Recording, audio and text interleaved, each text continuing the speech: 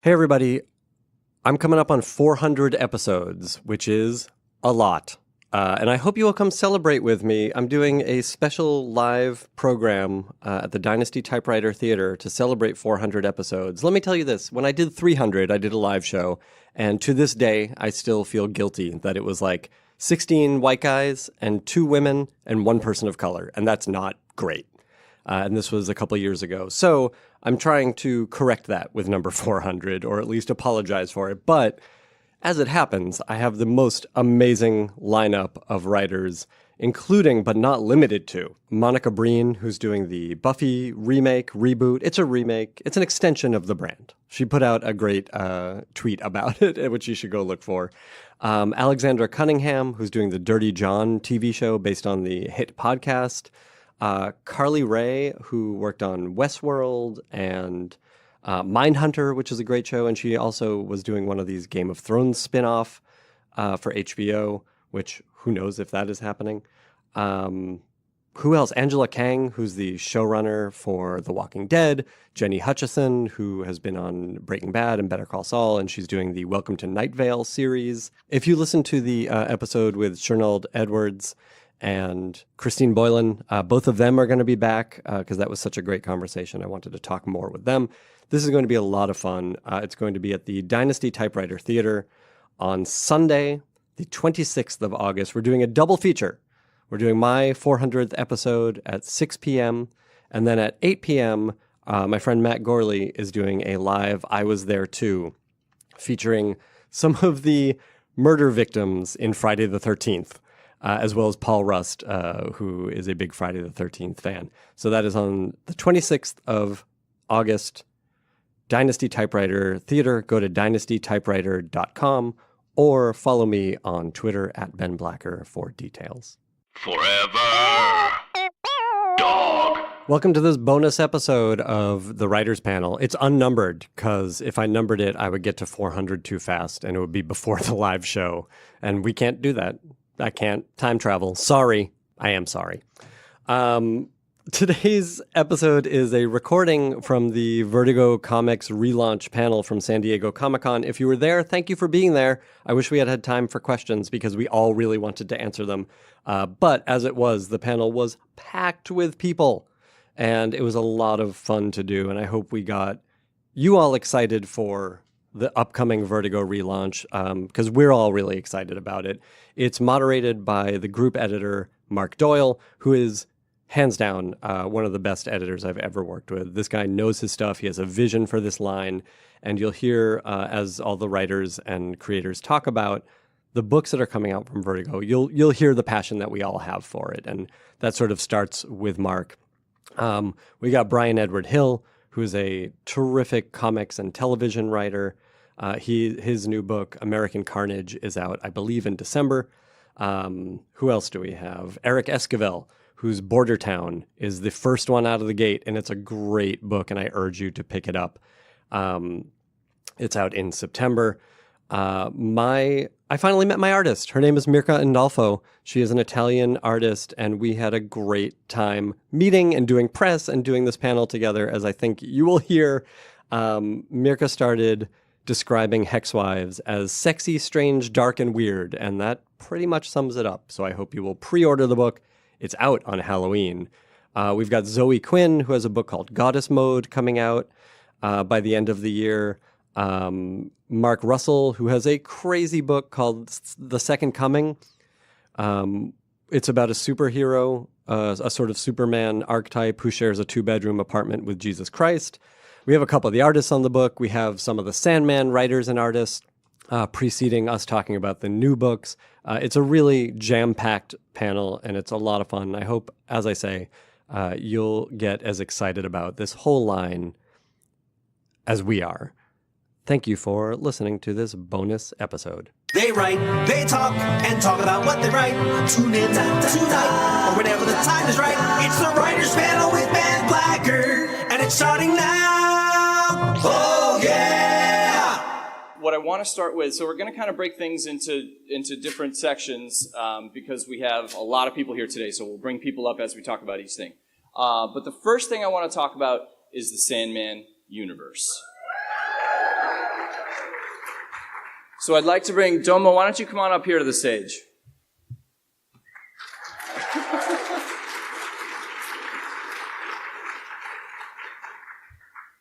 Domo is one of the artists on. We have 4 brand new Sandman Universe books, and Domo's working on House of Whispers.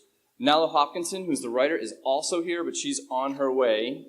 So that means that you and I are just going to chat for a little bit until she gets here. I'm here for it. All right. So the Sandman Universe, if you haven't heard, this is the first issue. It comes out in August, 8/8/18. And this is the special that kicks off the entire universe. It's a fantastic, big, oversized issue. And this whole story, this whole world, this whole universe was conceived by Neil Gaiman. And it all starts right here.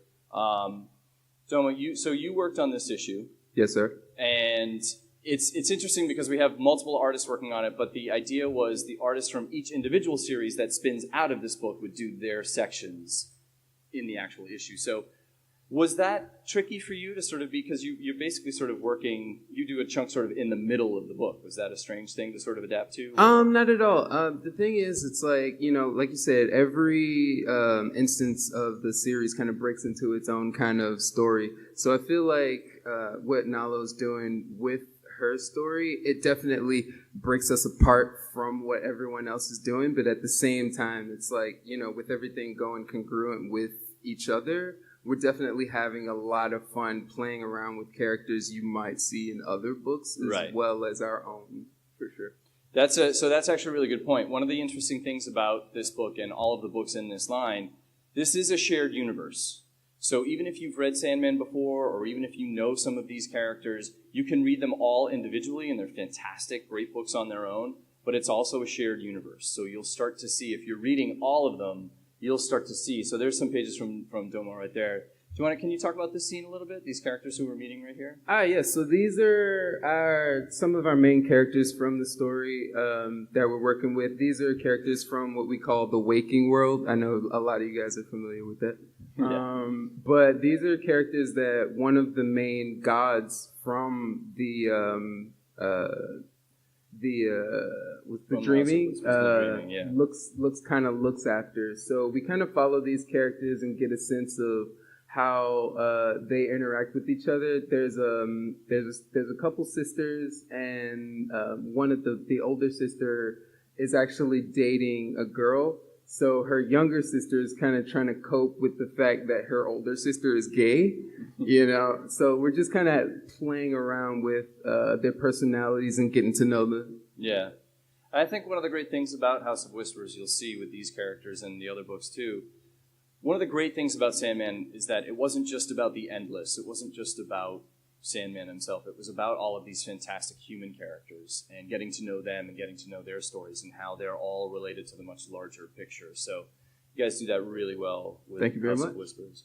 One of the things I wanted to bring up too, are there any aspiring writers or artists in the house here at all? Yeah, good. I'm seeing some hands here.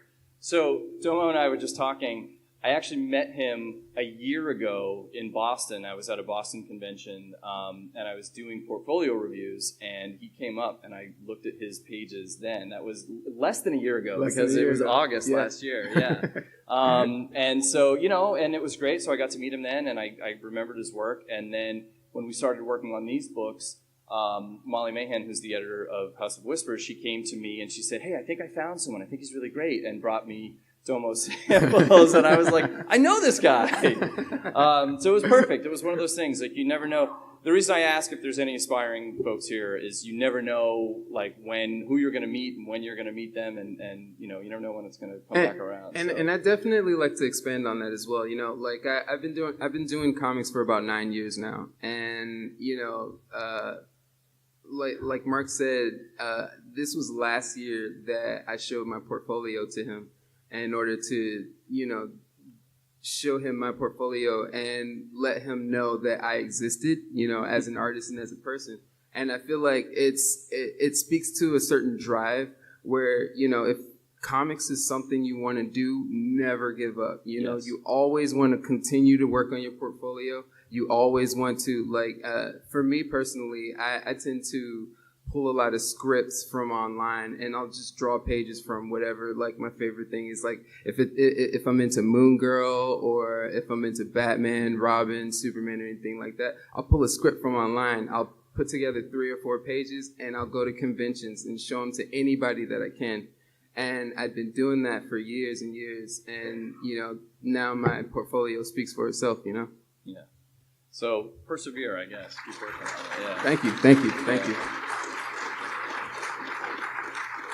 One of the fascinating things about the Sandman universe too is that if you're a fan of Sandman, if you've read it before, it's going to be incredibly rewarding for you because the story picks up after Sandman ended. This is the sort of sequel to Sandman. But if you've never read it before, it's incredibly exciting too because you can jump into any of these books, and that's exactly what Sandman universe is. It's the sort of primer. It'll set up everything that you need to know. If you don't know anything about it, check this book out because it sets everything up perfectly. We're gonna keep going when Nalo shows up. She can come up and we can talk a little bit more about Sandman universe stuff. But the interesting thing about Sandman universe is that this is just the beginning. There she is. Oh, perfect timing. Everybody give a big round of applause. Nalo Hopkinson.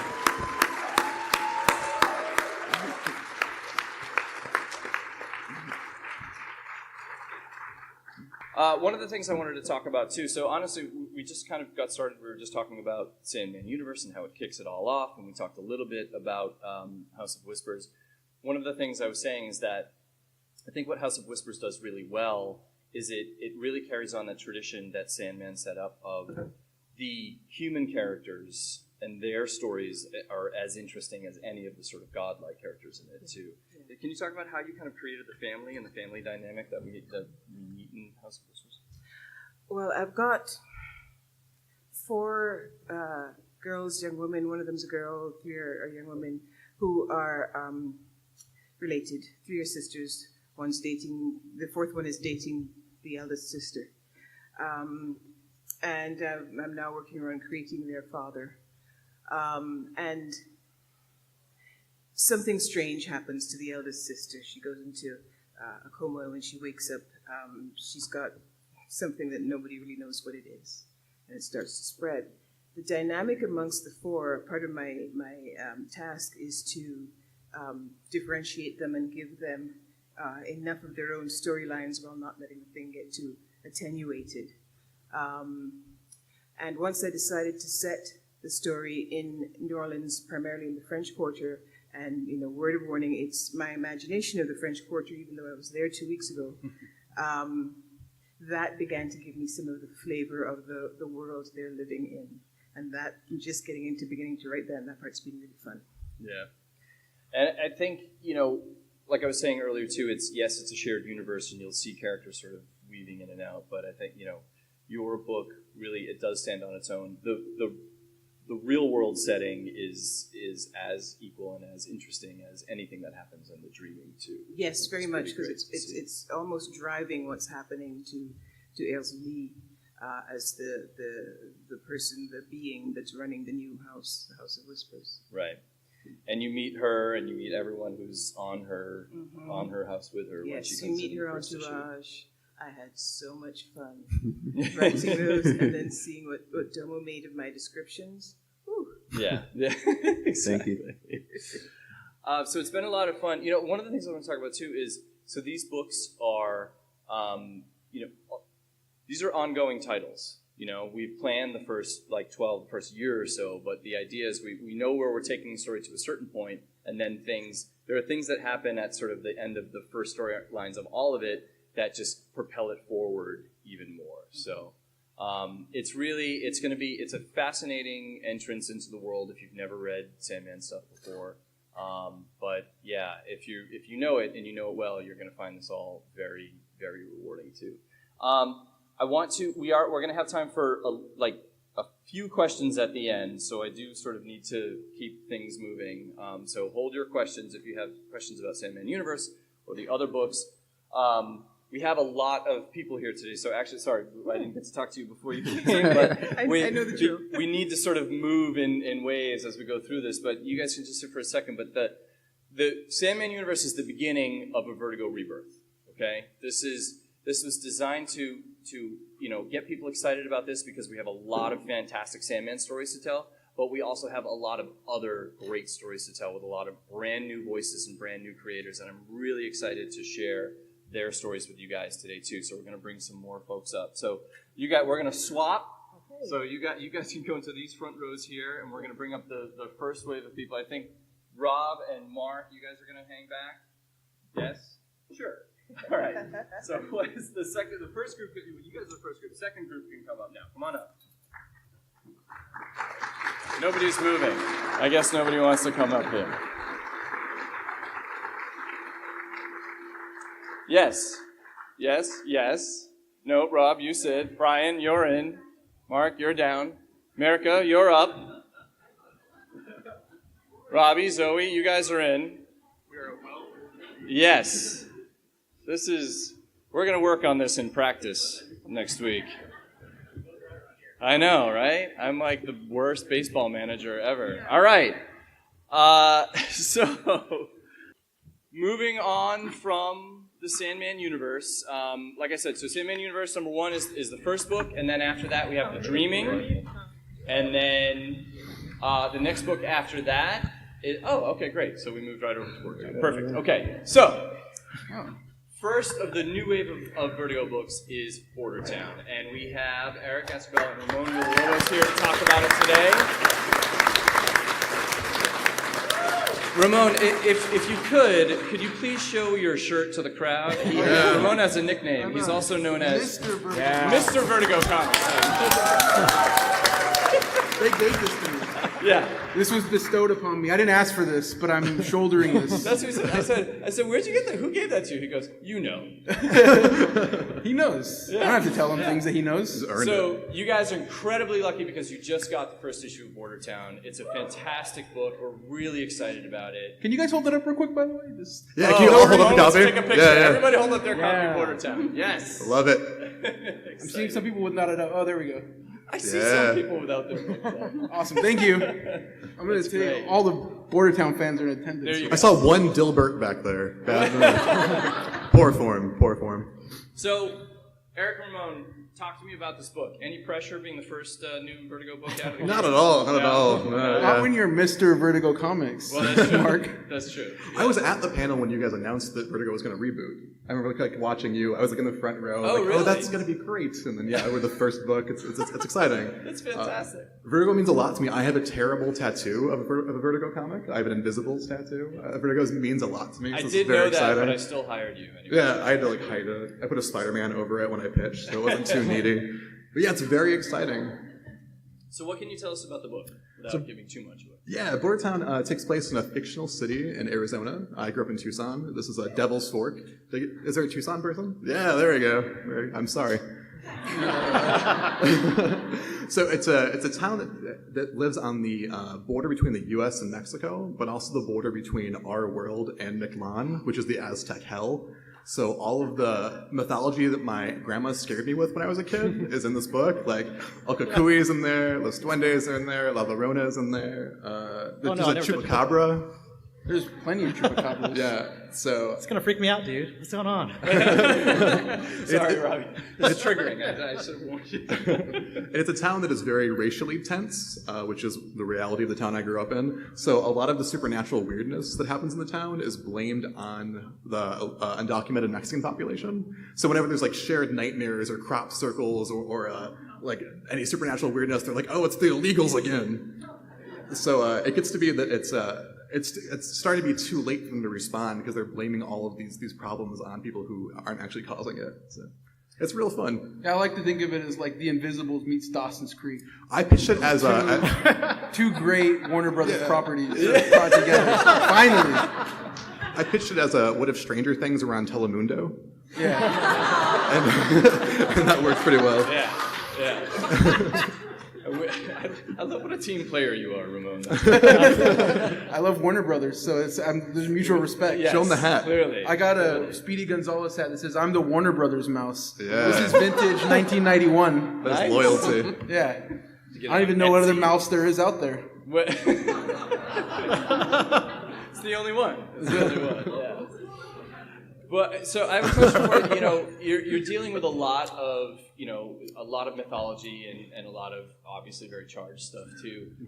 What made you decide to focus on kids? Because that's one of the things that really appealed to me was that it's a really young cast and every single one of them has a fantastic backstory that you start to sort of dive into over time. What made you decide to focus on kids? Sure. Well, I love this con, but one of my favorite shows is the Latino Comics Expo every year. It's a show that is just like Latino creators and then Latino fans and fans of like our stuff. And every year I go and I bring stuff that I've worked on, like Gumby and Nickelodeon Magazine and Sonic the Hedgehog and whatnot. And it's fun, but the kids there always ask, like, when are you going to write us? Like, why are we never in anything? And it got harder and harder every year to answer that question. And I've been pitching stories like this to companies forever. It's not that I wasn't trying, as like no company really like had the balls before Vertigo to pick this up. So I'm really grateful to you guys. Yeah, actually, I met Eric here like 3-4 years ago. Yeah. I met Eric here 3-4 years ago, and I was doing a signing, like a small thing, and he was like, "I think we should work together." And I think like later on, I'm like, "Yeah, sure." Yeah. Like that's never gonna happen. It's like never gonna happen. But now we get to do this, and it's like all the things that we want to do. So. And it's not a political statement to say that like Mexicans exist. Right? That's not like a They do? That's not like a political stance. It's not like a book that's about like anything. It's just I grew up in a town where my friends look like this, and not the guy in the middle, the green one. That one's fictional. That's my brother, actually. Yeah. Direct reference. But yeah, it's not a political statement to have people like us in a book. That's great. So you guys all take this home, you'll read it, you'll tell everyone you know to go check out Border Town. This is really rad. Show your racist uncle. He'll love it. Yeah, exactly. All right, so the other book that you guys are getting today is American Carnage. Oh, we're gonna talk about Hex Wives, of course. That's what I meant to say. Hex Wives. Sure. Right before this, Lisette was like, "You know the order, right? Like you're gonna be cool." And I was like, "Yeah, I got this. Don't worry about it. It's totally cool." So anyway, nailing it. Hex Wives. Yeah. Hi Ben. Hi America. Hey. Hi. You guys want to talk about Hex Wives? Do we ever? Yes. Give me this. This is a book about give me this. About the insidious ways in which men control women.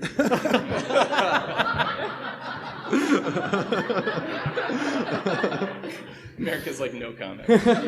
No, that is actually true. The book, I'm really excited about all of these Vertigo books. I've gotten to look at some of them. And the thing that I love about every single book is they are about a thing, and they're also about a thing. Yeah. You know what I'm saying? Probably not. I follow you, Ben. So, Hex Wives is, I was watching an episode of Bewitched, and it occurred to me that this is an amazingly powerful woman who is living her life to serve this ad man. And yeah, it's messed up. And it occurred to me, what if Samantha Stevens didn't know that she was a witch when we meet her? And so that's where sort of Hex Wives jumps off. And the first arc is about her discovering that she is, in fact, this very powerful witch with a background as a murderous human. Yeah. There's a lot of gore going on. And the other piece of it is, the thing that it's actually about. It really is about gender politics and the terrible things that men do very often without knowing it. And so a lot of the book has been walking into a room and saying to my wife, like, "What terrible thing did I do today?" And she's like, "Oh, I have a list." But it's been very important to me to have a lot of female voices on this book. Obviously, I can try to be as empathetic as I want to be as a writer, but that doesn't get to the real core honesty. So I was lucky that Mark hooked us up with female editors, Molly and Maggie, who are unbelievable collaborators, and everything in this book is due to them, and due to our colorist, Marissa, and due to Mirka, who you can see this unbelievable art that she's turned in. Thank you. Mirka, we've worked in the past, and you worked with Molly Mahan, who's the editor of the book, before. When she reached out to you about this book, what appealed to you about it? Was it being able to do this sort of supernatural stuff, or being able to, oh great, I get to design their dresses? Like what was the sort of everything of this Everything. in some way, because I really liked the idea of working on something so badass, because those girls are very badass, Yes. are very dark, Yes. and they are very strong, and also I can play. I played a lot with their dress. Because they have a very unique style. Each character is different from the other, not only with the style of dress, but also they are different body shapes, for example, different, multicultural. And for example, they are not beauty in a classic way. Right. They are real person. Yes. They are girls you can see in streets, at home. They are very, very normal girls, and they enjoy it. And I think that was an important part of the story too, Ben. That you because one of the things that's interesting about Hexwives, I think it's a great pitch and a great setup, but we recognized immediately that there's a ton of depth there too, because all of these different witches who you meet have different backgrounds. There's a lot of legs in the story too. Yeah, was that intentional? It really came from conversations with you and with Molly that I think you all suggested that this really is an ensemble piece, and that made me sort of dig deeper into who these characters are and where they come from. And look, Buffy was influential to me as a writer. And to write, you're right. And to get to write an ensemble of strong characters, I feel like bouncing off of each other and, having the soap opera as well as the supernatural story, as well as the huge thematic things that we're taking on is exciting to me. I think the other thing that both you as the editors and Mirka especially brought was to push me to go darker, to go weirder, to go grosser. Yeah. Mirka likes to draw sexy stuff. Yeah. There's a scene in our second issue that is probably the most upsetting and least sexy and most awkward sex scene that has ever been in comics. And she was like, let's go, this is going to be great. Yeah. You went pretty fast through that scene. Yeah. You seem to be, you jumped right into that one. Yeah, it was very strange to draw that page in particular in the second issue, because when I drew that, I feel it was sexy, strange, sad, and weird. Yes, yes. All together. Yes. Sexy, strange, sad, and weird are our watchwords for this book. Especially weird. Weird and sad. You feel very bad for the character in that moment. Yeah. But you had to go there though, because it's all part of the sort of larger, tapestry in the story that you're trying to tell. It is, and I think you at Vertigo have a good idea of what Vertigo means, what it means to be a Vertigo book. And I think all of the books have that, and really, you all push us to be that thing. And I think all the books are better for it. So thanks. Oh, you're welcome. Well, that's, and that is the cool thing about all of these books is, look, obviously they're all individual stories and standalone, but I do really feel like this is a strong slate of books that, like, if you like one of them, you're definitely going to want to check out the other books too, because they're different stories, they're different genres, but there's a lot of themes that you'll see running through all the books. And I'm just going to shill some more, but like having read Brian's and Eric's and Bordertown, I'm so intimidated, and like having seen the art, look, our book is amazing, but I'm afraid. Good. Keep you on your toes, right? Yeah, so please, I have 100 issues I want to do, you guys. Please. It's a big story. It's a big story. So, speaking of the other books, I know that the next book that we're going to talk about is definitely American Carnage. American Carnage, everyone. You nailed that, dude. That was good. Thank you. I've done this before. Brian, so talk to me about American Carnage. Sure. So American Carnage is a story of an excommunicated FBI agent who is biracial, who can pass for white, who was probably the FBI's best actor, their greatest undercover guy, but it chewed him up and it spit him out. And now he's trying to sort of figure his life out, not doing a very good job of it. But when a white FBI agent who was investigating a sort of rising political figure is lynched, hung from a tree in his backyard with an ugly sign put around his neck, the FBI goes to our hero and says, we want you to go undercover and find the people who did it, right? Find the bad guys. And what Richard expects to find is a straight line through all the crazy people right to the villain, but what he actually finds are factions. He finds human beings where he expected to find monsters. I kind of describe it like, what if a guy went undercover into white supremacist Game of Thrones? Yeah. So winter is coming, and it hates me. And so these pages that we're looking at here, it's right from the opening scene of the issue. And again, you guys all got this, so you'll get to read it and experience it. Oh yeah, this is the feel-bad book of the winter. Well, Leandro Fernandez is doing the art, and it's fantastic. So this book came into existence after Dylan Roof killed those people in North Carolina. Because I don't like South Carolina, sorry. I don't like boogeymen. I don't like being scared of a thing. I don't like hiding from a thing. So when that happened, I reached out to white supremacist organizations.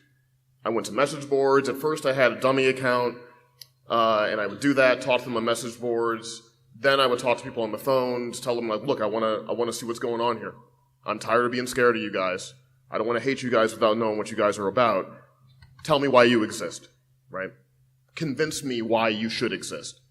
And then the phone conversations went to in-person conversations, and I found things different than what I expected to find. I found the factions and the ambitions. I found criminal enterprise weaving through these movements. And that's when I started to realize, oh, there's a crime story here.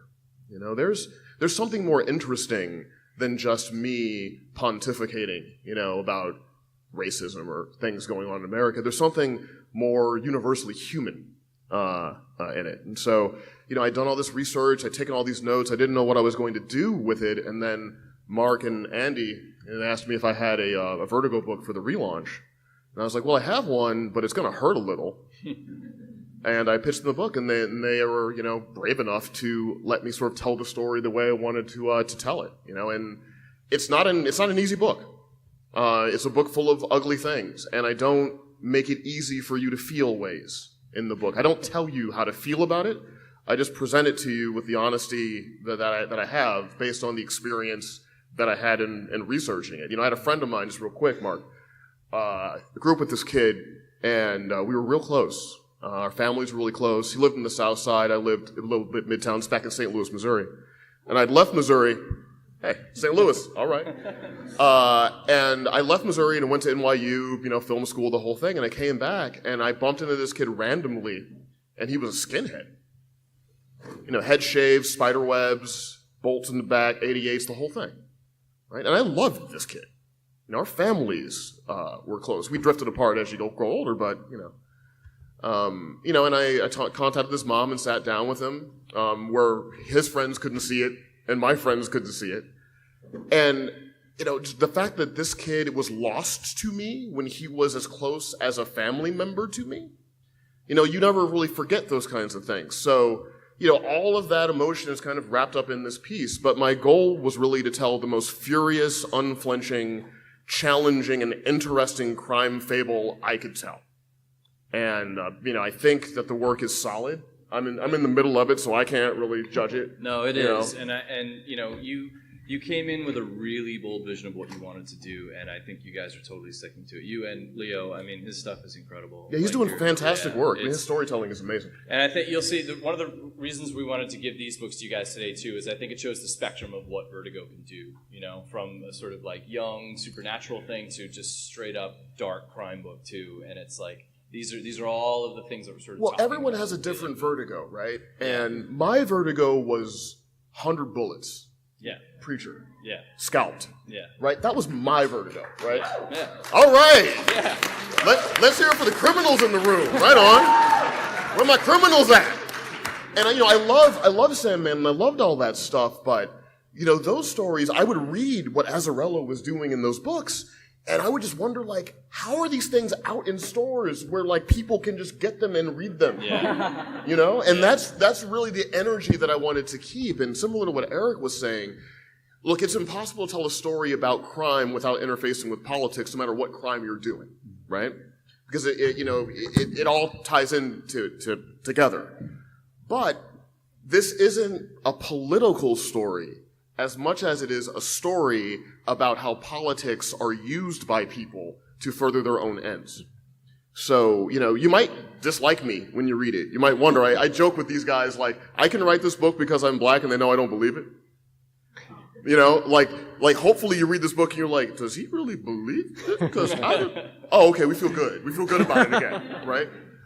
So that's the project, man, and I'm really, really proud of the work that's been done so far. And if you like stuff like Michael Mann movies, if you like stuff like Garth Ennis works, Remender, Azzarello, that kind of stuff, and you want to take a journey into a world that exists right here, right now. It happens in California, by the way. I'm not in the red states. Yeah. This is in the blue states, right? It happens up in Simi Valley. So if you want, kind of that experience, I think we have it for you, issue by issue. Thanks, Brian.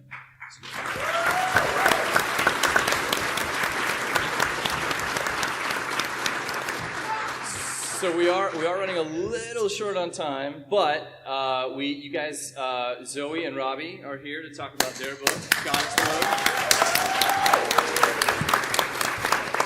And we have some concept art that we're going to show too. We can jump right into that art while you guys. So talk to us a little bit about Goddess Mode, because I feel like it feels like a Vertigo book, but it feels nothing like a Vertigo book too. That's totally probably because I'm weeb trash. But basically, Goddess Mode kind of came about in my mind as I was writing my last book, which is nonfiction. And there's just so much stuff I couldn't say because there wasn't room. When you're talking about, like, you're sifting through nonfiction stuff to find the nuggets of truth and, like, trying to get that across, it's hard to explore what it's like to actually live through that quite as clearly. So Goddess Mode is basically me screaming all the things I feel like I can't say after spending several years trying to work inside tech to get them to follow their own alleged terms of service, and beyond that, like, just trying to be on the front, or ending up finding myself on the front lines of trying to fight for a better world that I didn't really opt into. And I think there's a direct parallel to the magical girl genre there, where these girls are sort of chosen. And I think there's, like, a lot of stuff that is out of your control with that, and we don't really talk about the trauma and the struggles that you face as you're trying to fight for a better world, while still being a messy human that has to live a life. So it's like, what if these girls were actually adults and had to manage fighting this giant, unknowable, unstoppable force while also having a day job and trying to struggle to get by, and looking at the parallels between social progress and technological progress, and how, it's kind of like trying to make techno-utopians smoke the whole pack, where it's like, you can innovate all you want, but at the end of the day, like, we've come so far technologically, but we still have garbage jobs. We're not really free to go out and, like, do the things that we want to. Capitalism is still going on.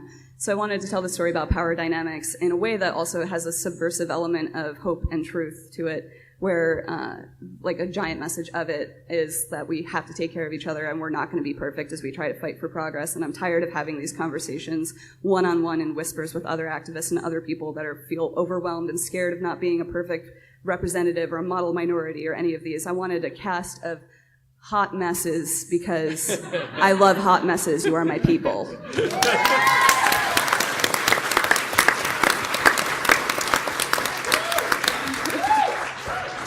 Criminals and the hot messes is the audience here. That's what I'm getting. Robbie, what's it like to design a bunch of hot messes? Well, as another hot mess. It's very much like looking in the mirror sometimes. The best thing about, I've always wanted to tackle this magical genre for years and years, and I've always had like a quasi-base to take, like, not just do magical girls and magical women for the longest time, and doing something like, once I got the pitch for Goddess Mode, and it's like, this is everything I want to do, and half the work is done for me. This is fucking great. And I can jump into this.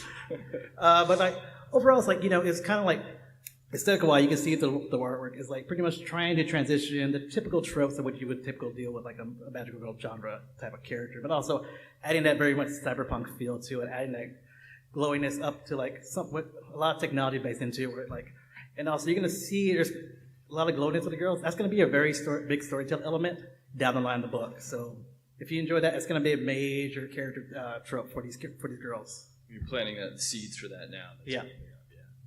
It's nice to be shiny when you fight giant monsters. Right, Yeah. exactly. There are also giant monsters. Oh yeah, there's kaiju's in this book too. Yeah. Yeah. So get ready for that.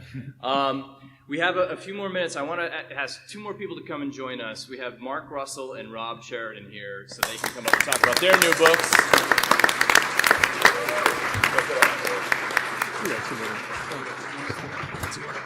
Yeah, wherever we can kind of squeeze in. While everyone's sitting down, I just want to say that I'm really humbled and grateful to be with everyone who's on this stage, because they're all warriors, man. Like, everyone is fighting a war to tell stories that are really important to them and that will also create unique experiences for you. So it's a real pleasure and a milestone for me to be sitting here with these people talking about these books. Well said. Thank you.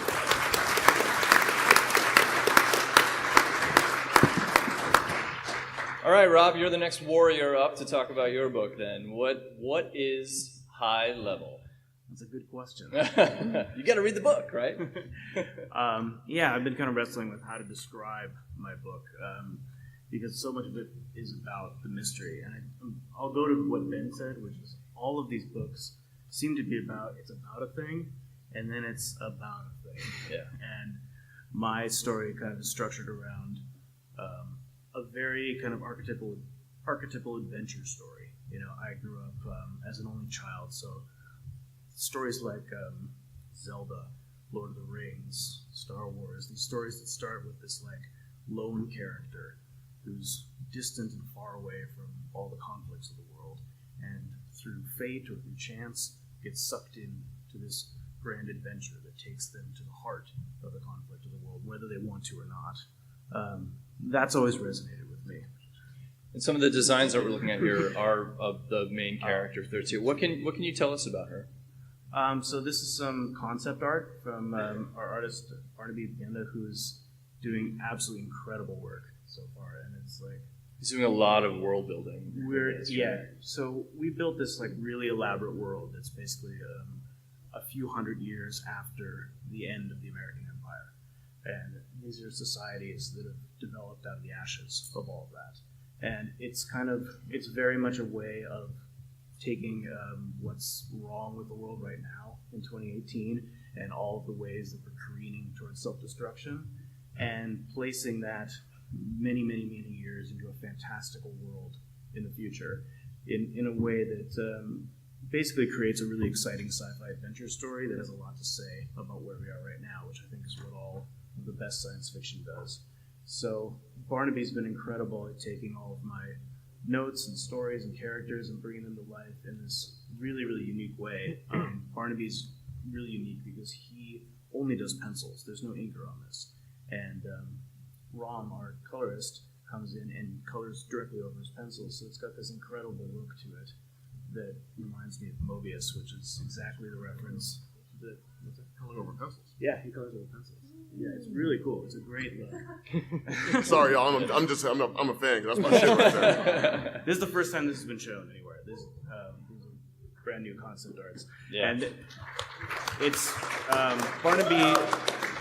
I wish Barnaby could be here. I've never met Barnaby, which is a cool way to work. He's in Jakarta, and I send him notes, and we go back and forth with Andy, the editor, and I send him scripts, and then I get these like treats in my email every couple of days. I'm like, oh my god, he nailed 13. That's our character 13 right there.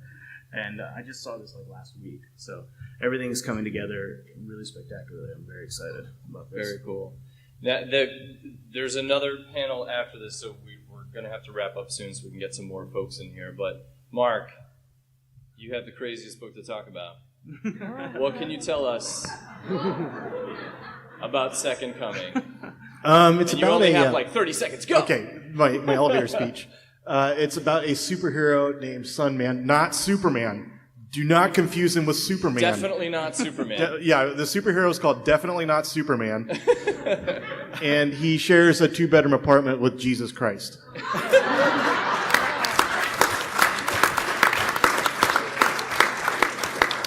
And it's just about their different approaches to the world. I mean, I think that the sort of embedded ideology of superheroes is that because they're a hammer, everyone else must be sort of a loose nail. So they solve most of the world's problems by throwing people through plate glass windows or drop kicking them across the continent. Whereas Jesus Christ, like when he beats somebody up, Jesus Christ impulses to like heal them and like forgive them and send them on their way, which infuriates Sunman. But it's about looking for better alternatives to the endless cycle of bribery and violence that has governed the world in the last 10,000 years. That's all. That's all you're doing, really. It's not ambitious.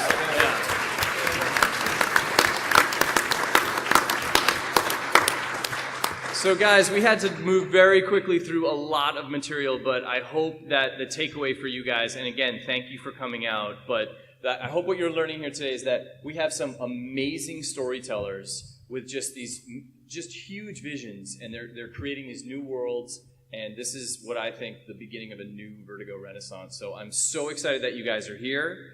Thank you for coming, panelists. This is the beginning of something really special. Thank you very much, guys. Thank you, guys. Forever Dog. This has been a Forever Dog production. Executive produced by Brett Boehm, Joe Cilio, and Alex Ramsey. For more original podcasts, please visit foreverdogpodcasts.com and subscribe to our shows on Apple Podcasts, Spotify, or wherever you get your podcasts. Keep up with the latest Forever Dog news by following us on Twitter and Instagram @ForeverDogTeam and liking our page on Facebook.